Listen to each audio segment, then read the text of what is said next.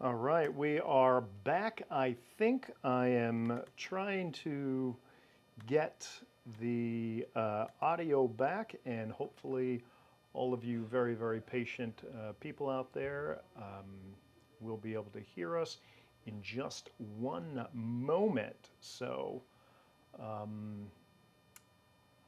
okay, let's get the chat back up here. And let's get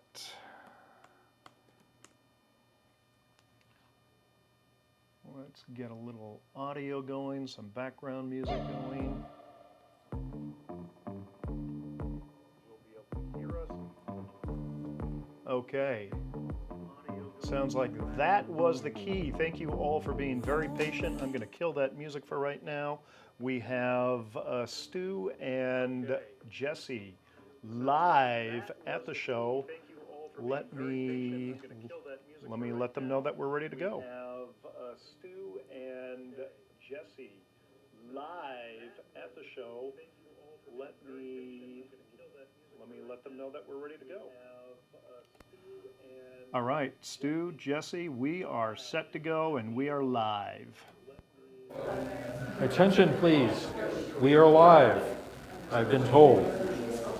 You just need a meter stick and just beat it on the thing a couple Yeah. times. So, Class.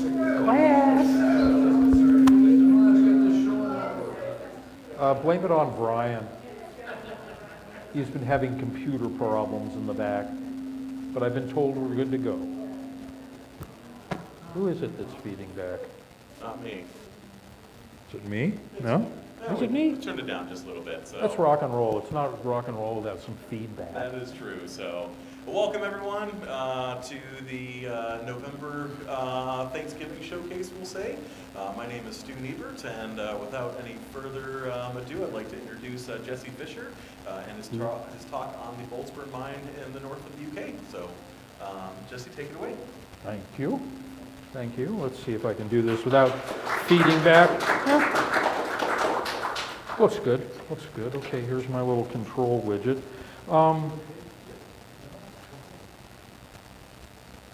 I think it's somewhat ironic that this show is about premiering a brand new Arizona collection that Ian's bought and is starting to distribute. And so here I am talking about Northern England instead. Just for, I don't know, diversity. But at any rate, this is what I know. This is what I've spent the last, God knows what, chunk of my life crawling around in the mud and dodging sheep on the roads and that kind of stuff. But I'm sure most of you are at least familiar with the Weardale region, the North Pennines ore field is the source of some very fine specimens of mostly fluorite, but other minerals over the last couple hundred years.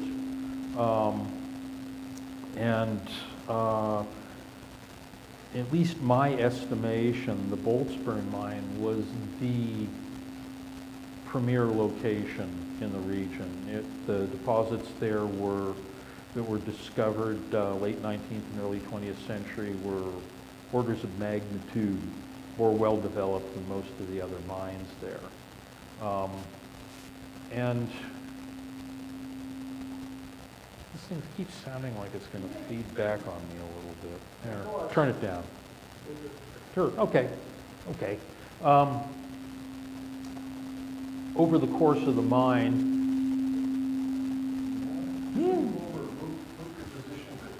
okay. There's a cone of interference right there. A node. Okay. I'll just stand back here then. I was standing out there so I could see the screen.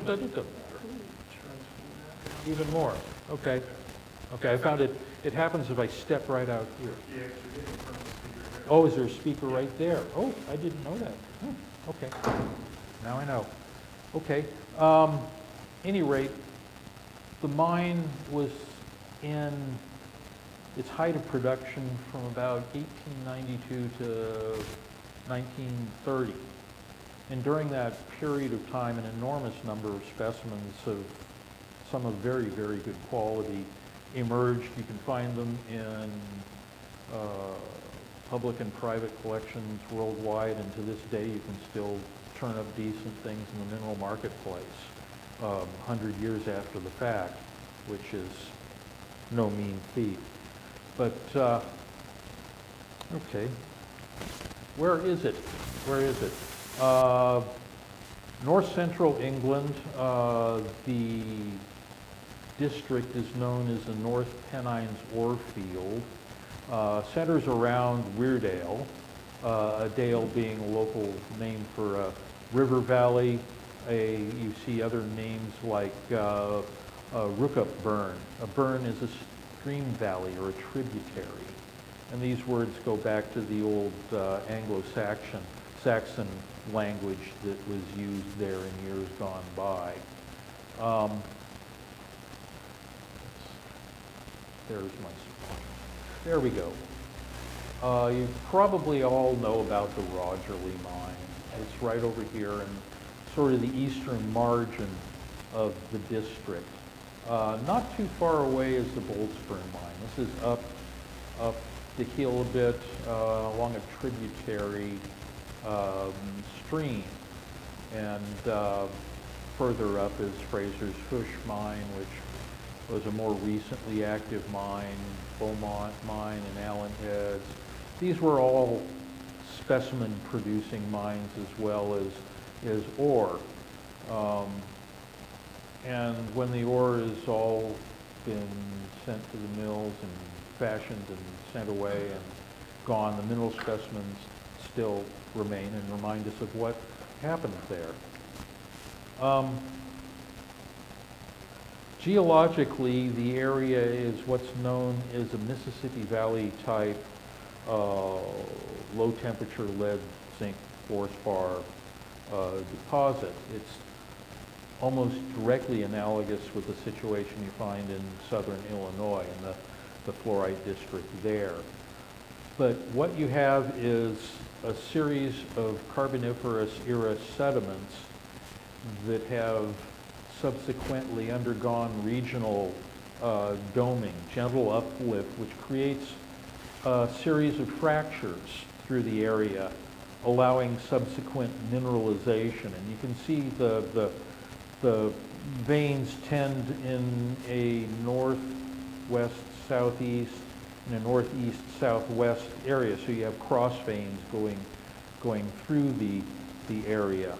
One of the interesting things about this region in the North Pennines is that it's highly zoned mineralogically. You've got a central zone, which is fluorite rich, and this is where all the fluorite specimens have come from. There's absolutely no barite in this area, but if you cross a boundary, all of a sudden the fluorite disappears and the barium minerals start to occur.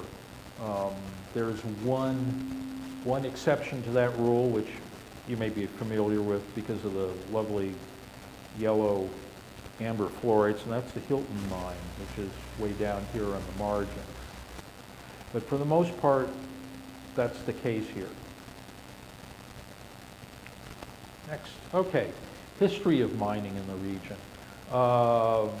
Mining extends back into prehistory.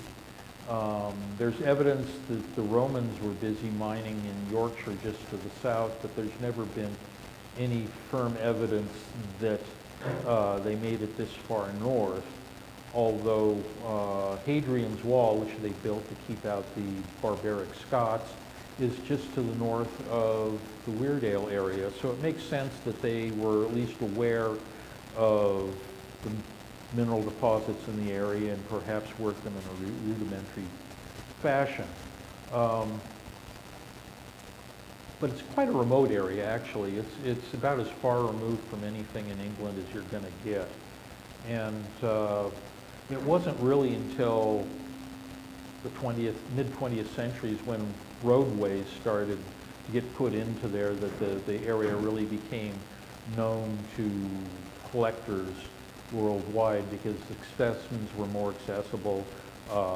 People with an automobile could head up there and go field collecting on the weekend, and so it really, in terms of specimen productions, it reached a peak in the 60s, 70s, and 80s. But originally it was worked primarily for lead, and most of these mines were lead mines. But in the 1880s, there was a collapse in the international lead market because of, I understand, some major deposits were discovered in Spain, and it was enough to depress the values, and most of these mines shut virtually overnight, although the miners had to immigrate to other places like Australia, North America to find work. But coincident with that was the development of what they call the Bessemer process for making steel, which involved the use of fluorspar, the commercial ore of fluorite, for a flexing agent. So, because there were big steel industries already in the UK, Sheffield, everybody's familiar with,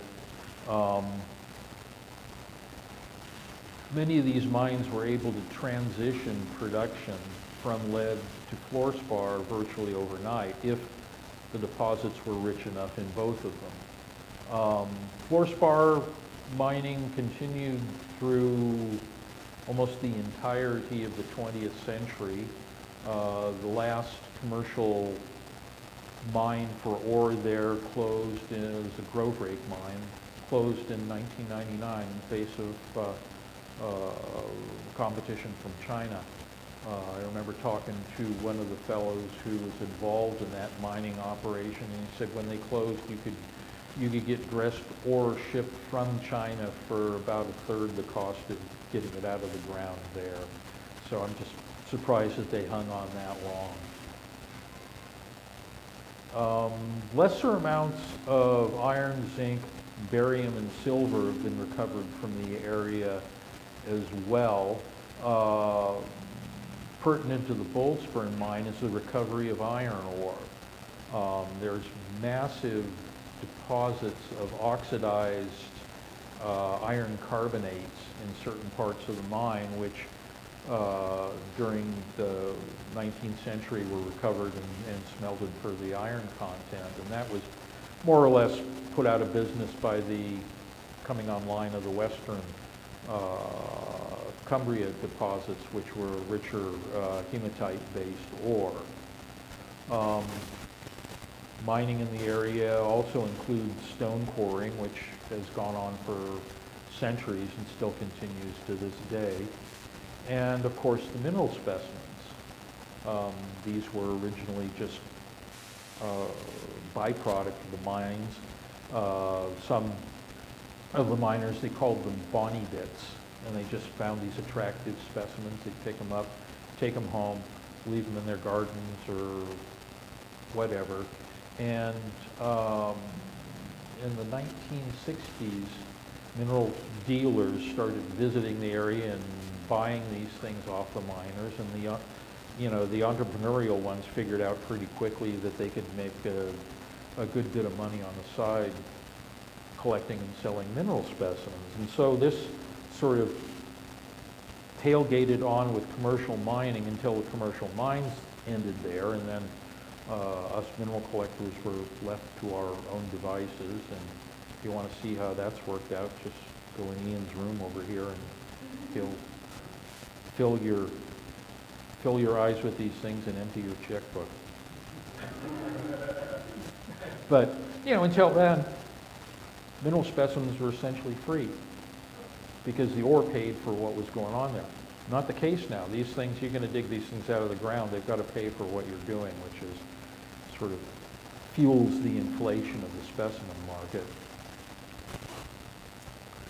Okay, geologically, as I mentioned, it's sort of layer cake sedimentary geology.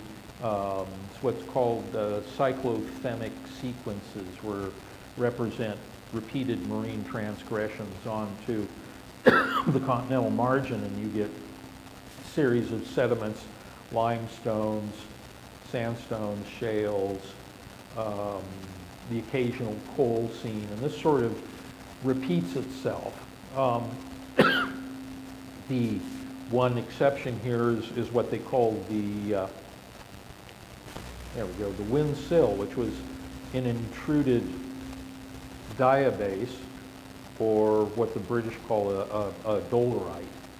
And that's present. It doesn't crop out at the surface anywhere that I'm aware of, but it's something that was encountered in much of the underground mines.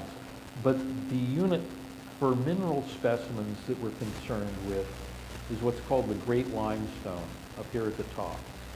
And that's one of the thickest continual series of limestone. You can see it here in a quarry. This is an extension of the Rogerley quarry where I spent a good number of my summers. And this stone is quite useful for both crushed stone for road making. It used to be calcined for amending the fields there for agriculture. You can find old lime kilns still in existence all through the area up there. In the case of these old quarries, you can see sort of a promontory here. That's where the minerals, the mineralized veins were encountered, and of course this contaminated the limestone, so the quarrymen left them behind. It made them easy to find for the people who want to go grubbing about trying to get mineral specimens today. In cross-section, basically what's believed to have driven the mineralization process here was a buried granite, the Weardale granite, which is seen nowhere at surface. But it was theorized to be there based on gravity anomalies, and drilling in the 1960s actually encountered it. The drill that found it was just a stone's throw from the Boltsburn Mine up in Ruka. But you've got the granite, you've got intruded into lower Paleozoic sedimentary rocks that have been metamorphosed, and then it was covered with the Carboniferous sediments and later mineralized. I believe that occurred during the Permian Triassic period when Pangea was breaking up. Because that's when a lot of these types of deposits, it's the same with the Southern Illinois deposits, they date from the same era. Okay, the sort of schematic map of the Weardale region, the blue you can see is surface outcrop of that great limestone that I talked about. And what happened, say in the case of the Rogerley and the Diana Marie, is these veins were discovered in exposures of the great limestone at surface and just worked horizontally following the veins at the horizon where the mineralization occurs. In the case of some of the other ones, these mines were started on the vein system because the veins are better ore producers. The mineral specimens come from various horizons in the units, like I said, specifically the great limestone. There are certain horizons that are predisposed for mineralization, metasomatic replacement deposits that go laterally, and that's where the mineral specimens tend to come from. In the case of, again, the Rogerley, we followed those right from surface. The other ones, they were discovered in the course of mining on the veins for ore. But what you can see is there are two main, back from the mic, the speakers. Okay, there are two main southeast, northwest vein systems running through there. There's a slip vein which follows the length of Weardale, and then you have the red vein system that goes up through Rookupburn. And then you've got cross veins that run southwest to northeast. And you can see the Boltsburn is a prime example of that one. A number of the mines there were situated on the red vein itself, but the Boltsburn worked the two extensions, the East Boltsburn up here and then the West Boltsburn heading down this way. They were actually operated as two separate mines and have two different histories, so to say. Okay, look-up burn in the red vein system in general. The Boltsburn shaft, right there, accessed the East Boltsburn vein, and that's where most of the specimens that we're all familiar with came from. The West Boltsburn mine down there is actually a much older mine, and it was worked primarily for iron ore, and maybe even as early as the 16th century. And that one was recently dug back into by some local cave explorers, and so it kind of came to people's attention more recently. Wolf Clough mine there, that's an ancient lead and ironstone mine, pre-20th century. Bird Tree Pasture Lane featured one of the more productive lead mines in the area, but it was never successfully reopened for fluorspar. And then up at the top of the valley, you've got Grove Rake and Fraser's Hush, which are more modern mines and produce primarily fluorspar. Cross-section of the Boltsburn East. And as I mentioned, what was interesting about this particular mine is that it had by and far the most highly developed series of metasomatic flats that were discovered in the course of mining on the vein in 1892. And these flats were so rich in both lead and fluorspar that it kept the mine in production for lead for maybe 30, 40 years after all the other lead mines had closed down there. It was that rich. And in the process of that, you can see here's a plan view of the Boltsburn. Here's the village roped up. Here's the head frame in this area. And they just followed the vein for quite a distance before they encountered the flats. And this is when the mine really became productive and profitable.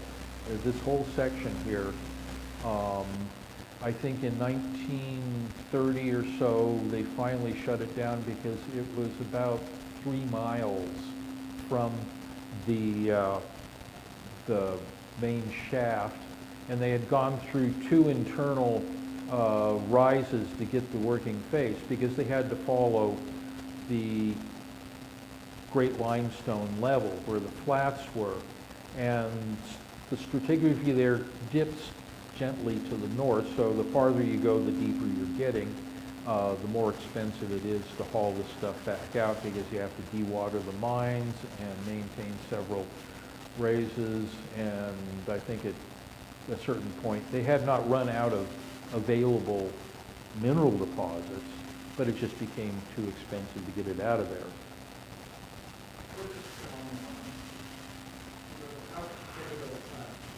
That's sort of schematic.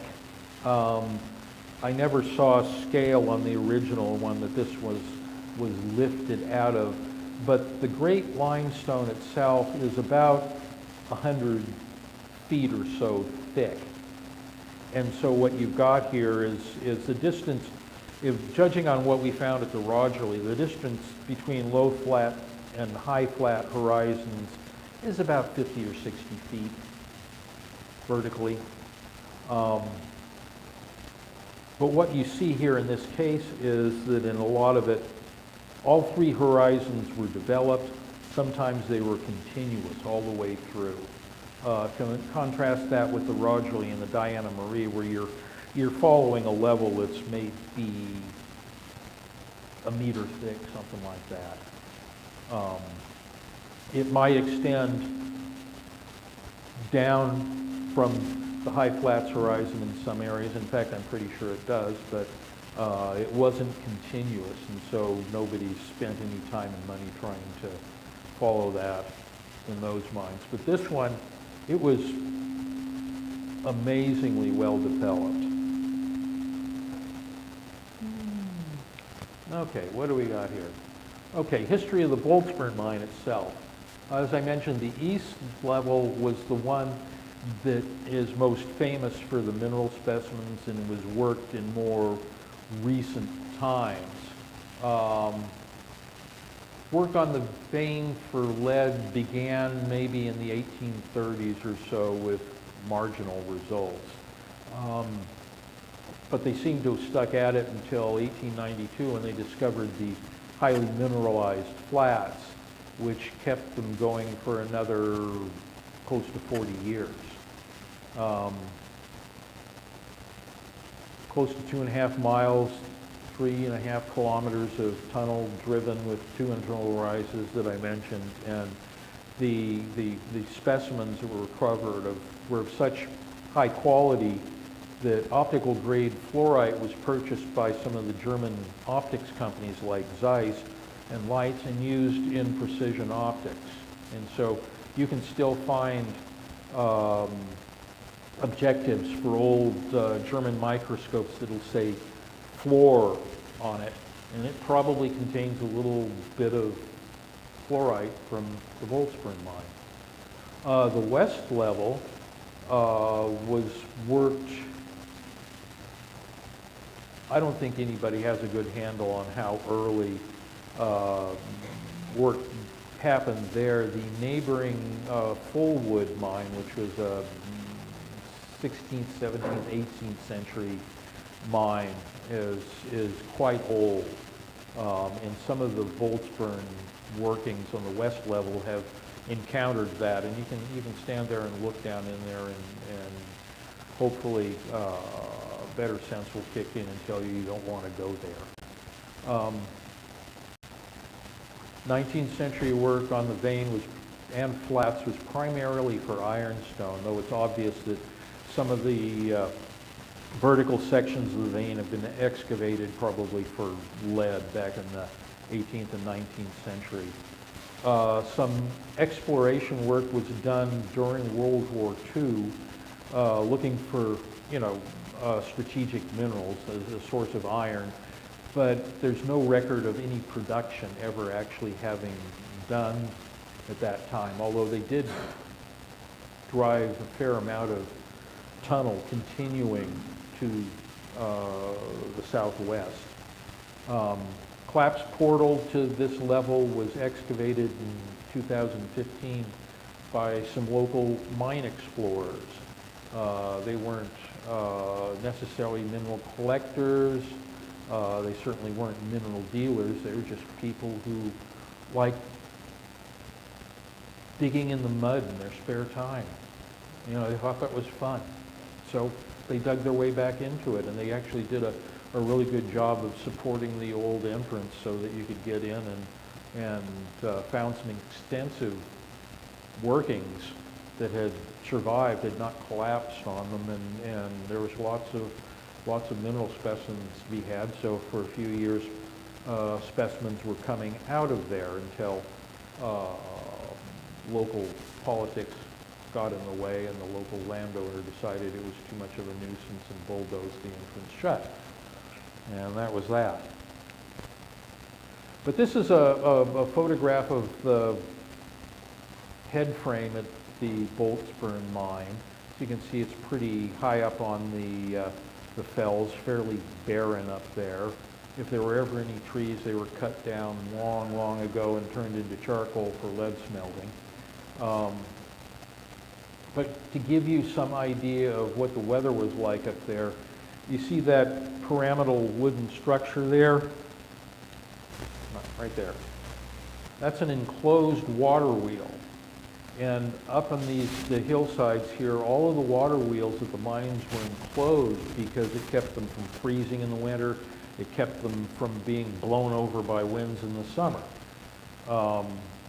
And you can imagine what life was like working in these places through the winter.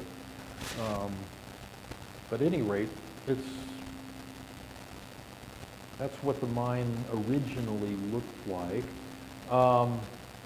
Water wheels were where the power came from for all of these things. They would usually build a pond uphill from the entrance to the mine and put a water race down to a water wheel and keep the thing moving. This is a photograph I'm told was taken in the early 60s of what remained of the water wheel at Boltsburn. Further up Weardale is a reconstructed lead mine. Back in the 1980s, some people basically rebuilt a mine.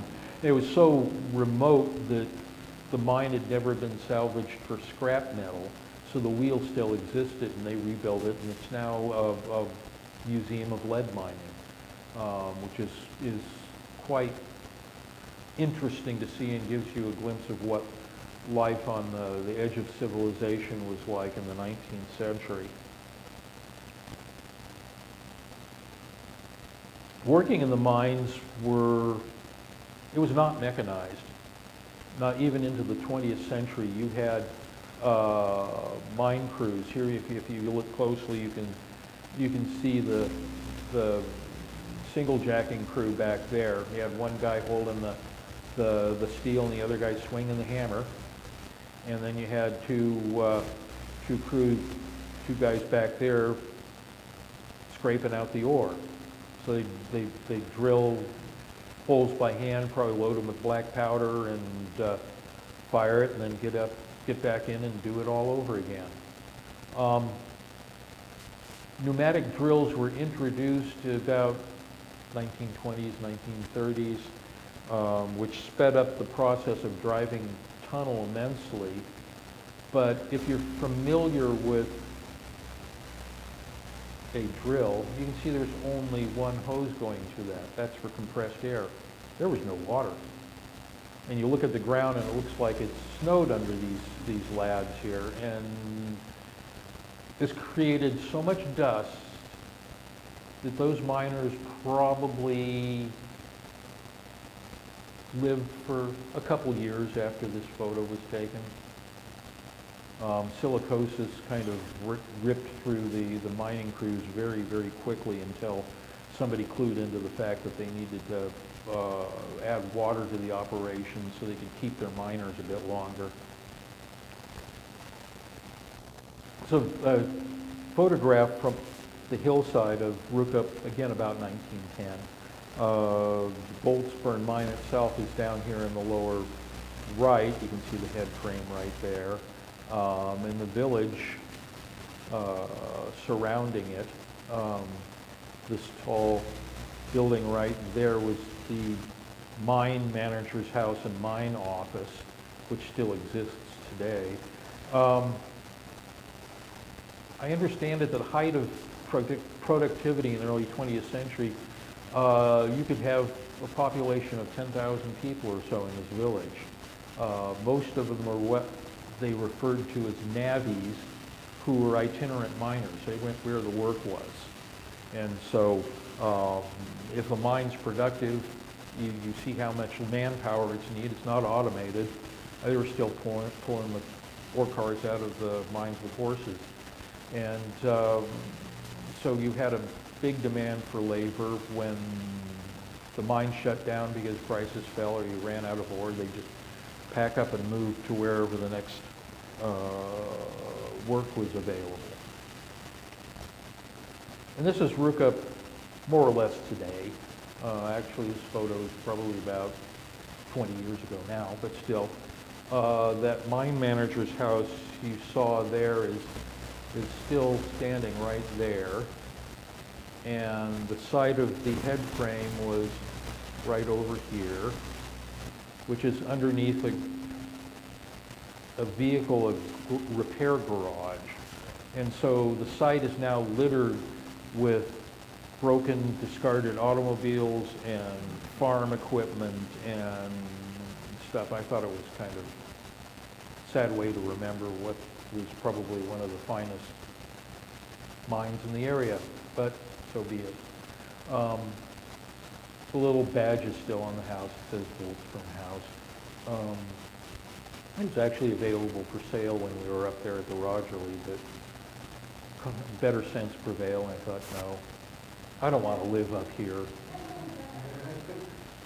It's really remote. Even down in Weardale, I remember when we first showed up at the Rogerly, my partner Cal and I took a drive around and went up there and just to look at the place and see these old mine sites and stop at the pub that was still open at the time and have a pint. And we were down in Weardale looking at some used vehicles from one of the garages there, and you know, the guy of course was interested in what some Americans were doing over there, so we were telling him what we were doing and how we'd just taken a tour around up through Rookup that day, and he said, Rookup, you got to be careful up there. They've all got 6 fingers and pointy heads. It's that remote.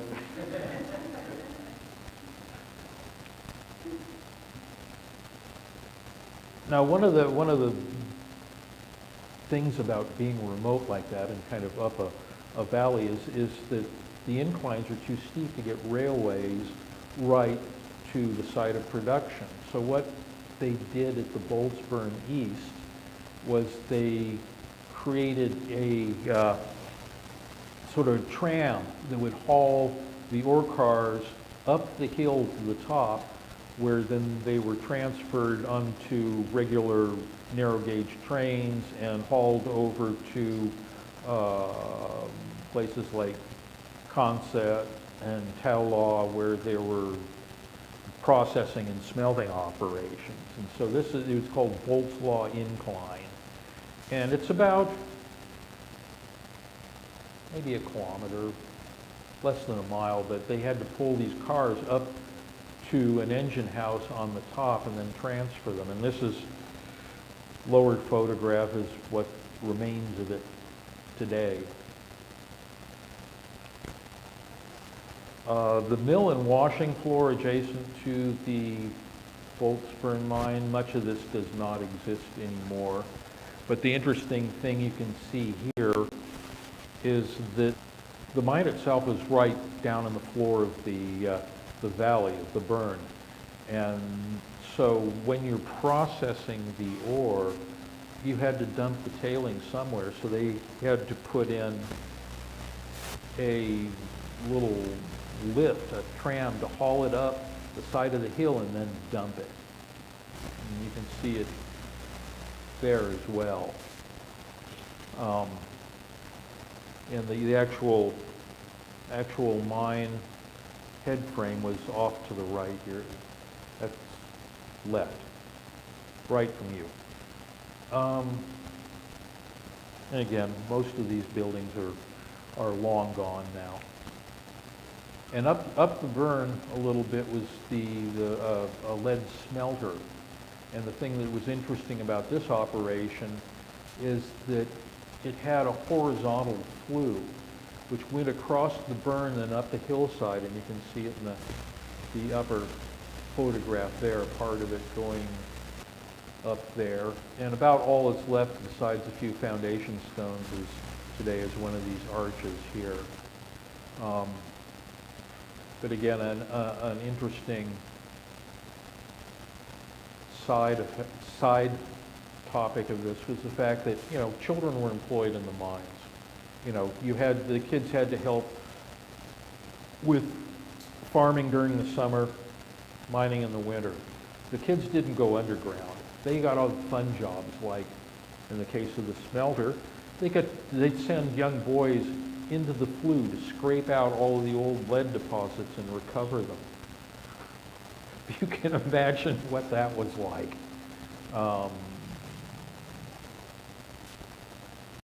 Not fun. But anyway, let's get to the mineral specimens, shall we?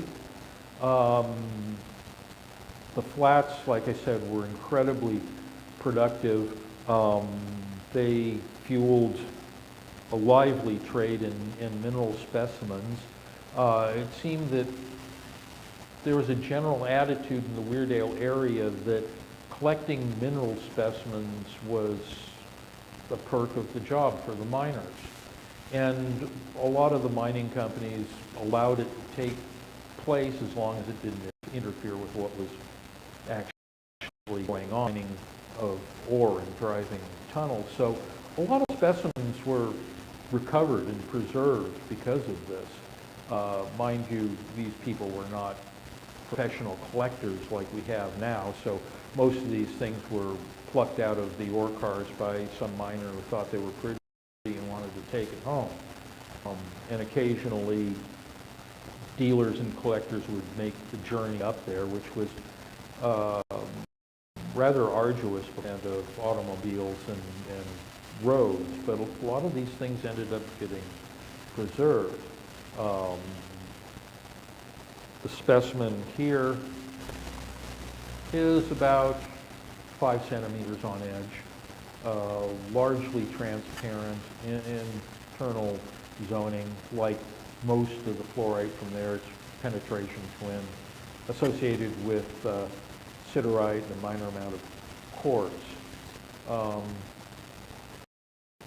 This specimen, the big one there, and a few others that will turn up in these photographs have an interesting story. They were discovered in a local library back about 1990 in a book paper that had just been stuck away. It's theorized that in the 1920s there was some librarian who got interested in these Bonnie bits and had some money to spend and acquired a whole box of these things, but they never were put on display or anything like that. And when he moved on, they were just forgotten. Local collector and dealer Lindsay Greenbank got word of this, managed to buy the thing and distributed the specimens. And there was quite a nice catch of old Boltsburn specimens amongst it, that one included. More fluorites.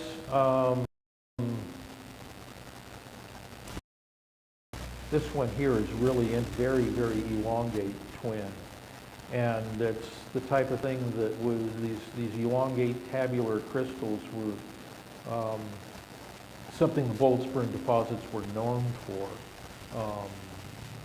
One other mine that produced things like that was the Blackfeet occasionally. But these are very characteristic of the Boltsburn Flats. And then a couple more normal ones. This one's just a nice wine purple penetration twin, about 3 centimeters in edge. And then that's the color that's most common from Boltsburn, but it actually did produce a lot of other colors as well. Greens, some yellows, etc. Again, all penetration twins. There's a sort of a group photo here, penetration twins fluorites with some galena, siderite, quartz. Just gives you a good idea of the mineralization that occurred there in the flats. A few more large crystals. This big one here again came out of that library collection. And it's about 7 centimeters on edge, I think, something like that. The other one is slightly smaller. I know nothing of its history, unfortunately. These specimens come with old collection numbers painted on the back and somehow have lost all of their associated cards and provenance and stuff like that. But if you know what you're looking at, you can look at these things and say, yeah, I know where that's from. That's Boltsburn. A lot of them will only say Weardale or Cumberland or Alston Moor or something like that. But once you learn to identify the specimens, they're quite characteristic. Color zoning, fluorescence, like all right from the North Pennines, they are highly fluorescent under long-wave UV, which is believed to be a result of an elevated suite of rare elements that are present in the fluorite in the region. And you can see the zonations are quite well displayed. The specimen on the top is from the Boltsburn East, and the one on the bottom is from the Boltsburn West. It was recovered about 2016, I think. Now, one of the things that really preserved an awful lot of information on the Boltsburn mine was English collector Sir Arthur Russell, who was probably one of the top English collectors of the 20th century. And he was, he had enough of an income from family inheritances that he didn't have to have a career. His career was trying to visit every producing mine in the country that he could. And he developed, he's evidently quite a personable and outgoing individual. He developed relationships with mine managers in a lot of different areas who would save specimens for him. And the Boltsburn mine was one of his prime sources for these types of things. If you occasionally, most of his collection went to the Natural History in London, but he also traded and sold specimens on the side on occasion. So you can occasionally find things with his very distinctive handwriting.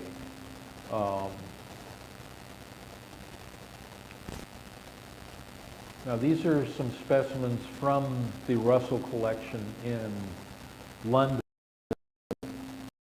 Again, you can see different colors, greenish yellow with little fluorite all over the thing.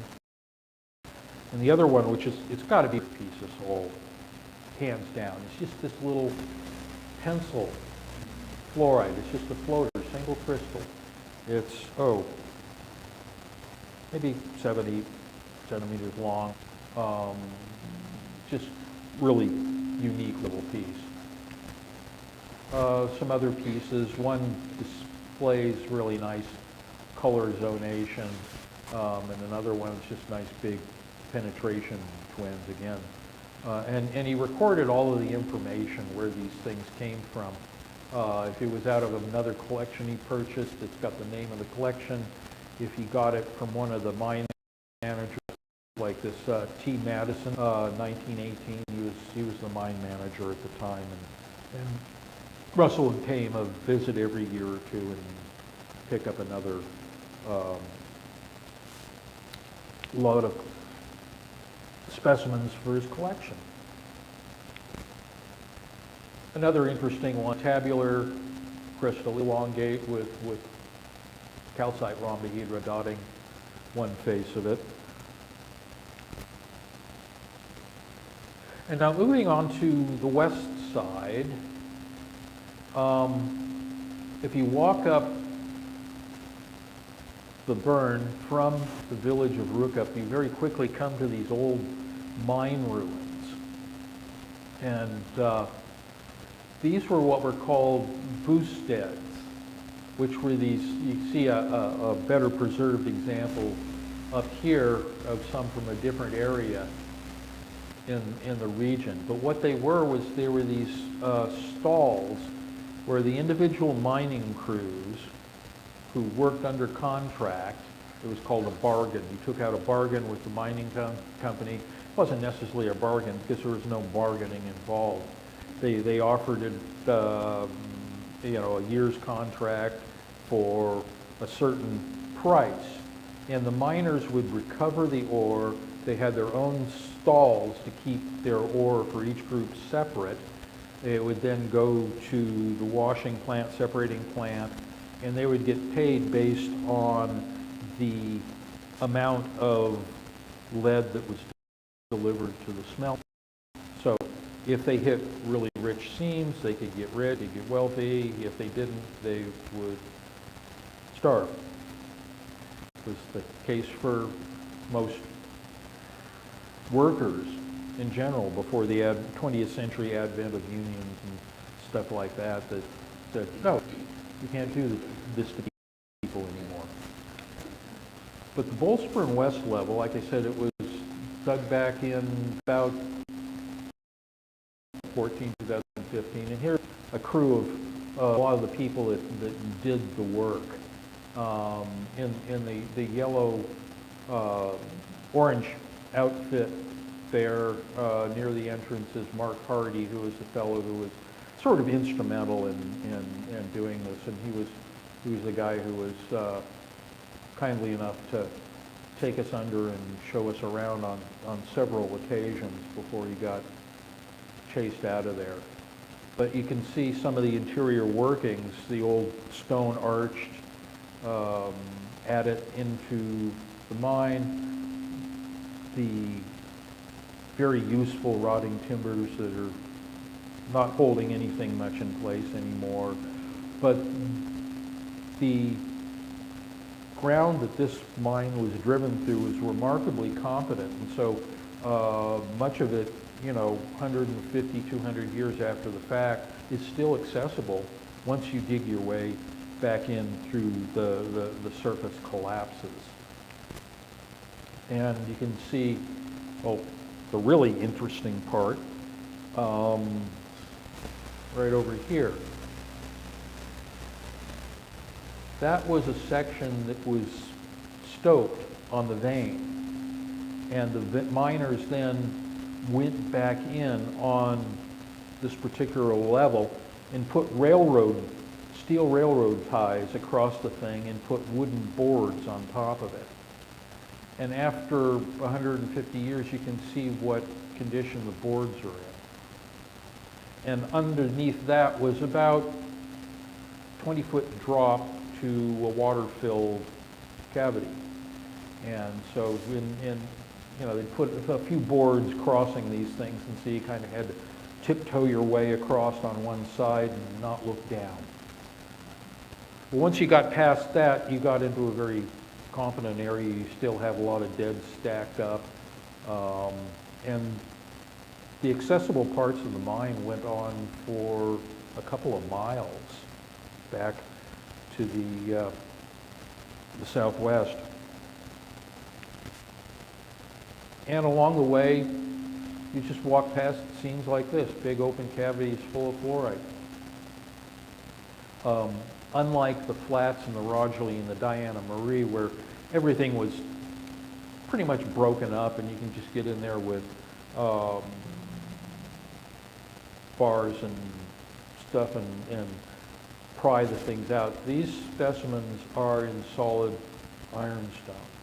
You cannot hammer these things out. The only way you can get these things out is to go in with a diamond chainsaw and cut them. And I think that's what any future operator of this for mineral specimens is going to be looking at. So it's an expensive undertaking. You've got to get, at this point you're, I don't know how many hundreds of yards from surface. You're going to have to pull all of the equipment in from surface and then extract these things, and it's a fair investment to do that sort of thing. Some of the specimens that came out in that brief window were interesting and attractive. They're definitely different than what came from the east level, so they're fairly instantly recognizable. The most famous or well-known deposit pocket that was discovered in the time was what they just called the blue pocket, and that was at the far end of the mine. So people got in there, collected, they had to carry these things out through rock falls, through standing water, across that lovely section of false floor for a couple of miles to get them back to surface. And I thought, glad there's some gluttons for punishment available, otherwise we wouldn't see these things. But again, very, very interesting internal zonations, sharp penetration twins, some of them quite gemmy. And this one was, again, I know the guy that carried this thing out. That plate is all galena. It's about, oh, I don't know, 1.5 feet, something like that. And he hauled that on his back for 2+ miles to get out of the mine. And then he was nice enough to sell it to me. So, it's hard to see the interior color of this because it's sitting on galena, which is not transparent at all. But quite an impressive specimen. I think the crystal's about 4 centimeters on edge, something like that. Quite sizable by Weardale standards. And then just a note on old labels on these specimens. In the photograph here, what you have is obviously, to me, a specimen out of the Boltsburn Mine. But the location is just given as Alston Moor, Cumberland, England. That's because in the late 19th and early 20th century, the local mineral trade was out of the village of Alston, which was in Alston Moor, but that's to the west of Weardale. It's not Weardale at all. But that's where many of the locations that were slapped on the specimens are. Some of them, like this, you can say, okay, I know that's Boltsburn. Other ones, you like get it and go, I haven't a clue where that's actually from. And so they just label Weardale or North Pennines or something like that. But this is compounded by the fact that modern requirements for by mineral collectors is precise information on the location as you can give. And so that encourages the dealers to make up where they think it's from. It goes on the label, whether it's right or wrong, that's what follows the specimen along. And if you know something about the different mines and the different specimens, you can look at these things and say that's likely or no, that's not correct. An example I had recently was I got a nice purple combination of twinned and untwinned fluorites, about so big, and it was labeled Fraser's Hush.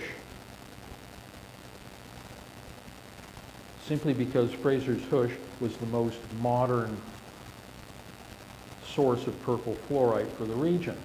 You look at the back of the mineral specimen, it's got an old yellowed number glued on it that says this thing's probably 50, 60, 70 years old.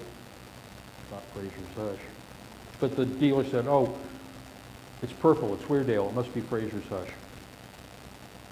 You know, the same thing happened with other old green fluorites from Weardale. Originally, if anybody didn't know where it was from Heights Mine. Now, if they didn't know where it's from the Rodgely. So, you know, you got to take these things with a grain of salt sometimes. But at any rate, that brings us to the end of the road. And we'll say thank you for visiting Weardale. Come back again soon.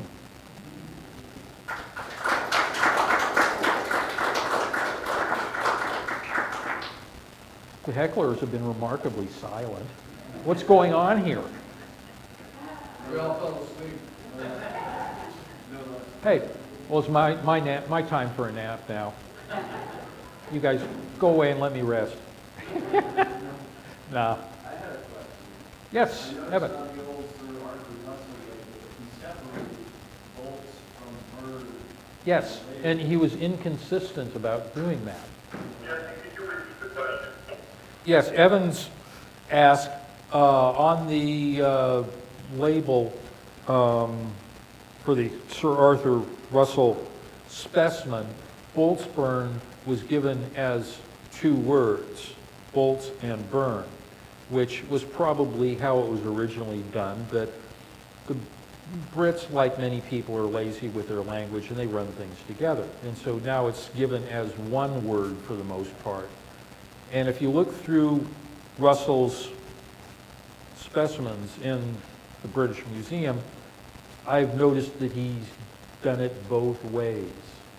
Sometimes it's spelled as two different words, sometimes it's run together as one.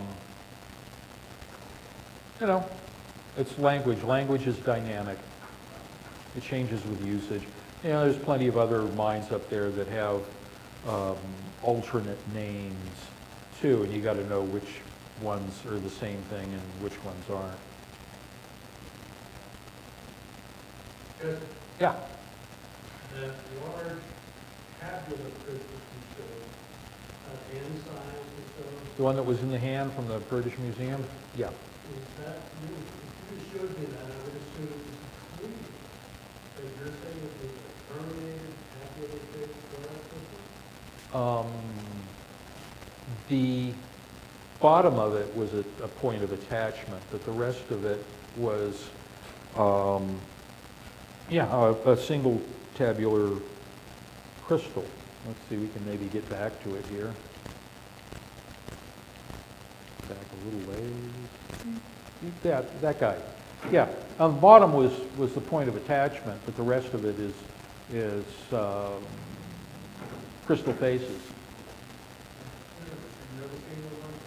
Yeah, it's like I say, I've seen them out of Weardale, the Boltsburn, and a little more rarely Blackdean produce things like this. They're distinctly tabular in shape. And of course, the most extreme example is that one there. That one is just, yeah. If I could get one out of there, it might be that one. But not a chance. Anybody else? Yes. 1976, Weardale, Yeah? purchased from before, Probably from Blackdean mine at that point. we were in back to, Yeah. and we got a, also color uniform by inch, not square, Fluorite crystal, chocolate which I tried to convert to you. Oh, so it's disappeared in the bowels of the museum now. Yeah. Okay. Well, I hope you got something good in exchange, because that was back when they were happy to do exchanges. Good. So it wasn't all in vain. Steve? Not during 2002, I seem to remember the shed that's in the, was discovered from the No, the shaft in Rukup? Yeah, it's got crappy old corrugated sheet metal on it and some falling down barbed wire fence around it. I didn't know if the guy sent me this. No, that was the side of the main shaft to the Watts level. Yeah, that was it. And you had all of the derelict farm equipment scattered around there. Oh, okay.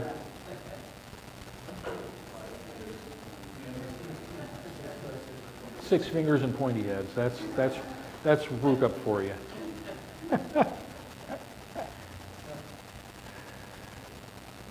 Okay, is that it? That's it. Okay. Now you can go back to spending money.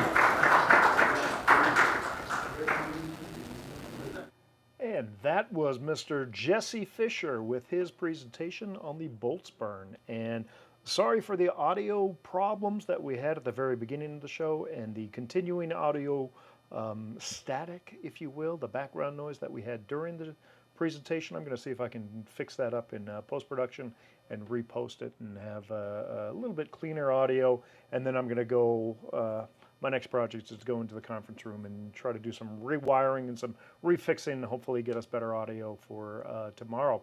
Now, if you're here in Tucson and you happen to be right here, look at this character right next to my right shoulder. There's Peter McGaw himself. So wasn't sure I was going to see him here. Very happy when he walked in with 3 Cook Aloha shirts for me. So that is it for our presentation today. But tune back in tomorrow, 2 p.m. local Tucson time, and we're going to have a presentation of the Dick Morris collection. And Jesse had alluded to that collection earlier in his presentation, how Ian had just acquired that, and it is now being offered on display for sale right here at the Tucson Fine Mineral Gallery. So hope you tune back in tomorrow. Have a fantastic evening. We'll see you then. Take care.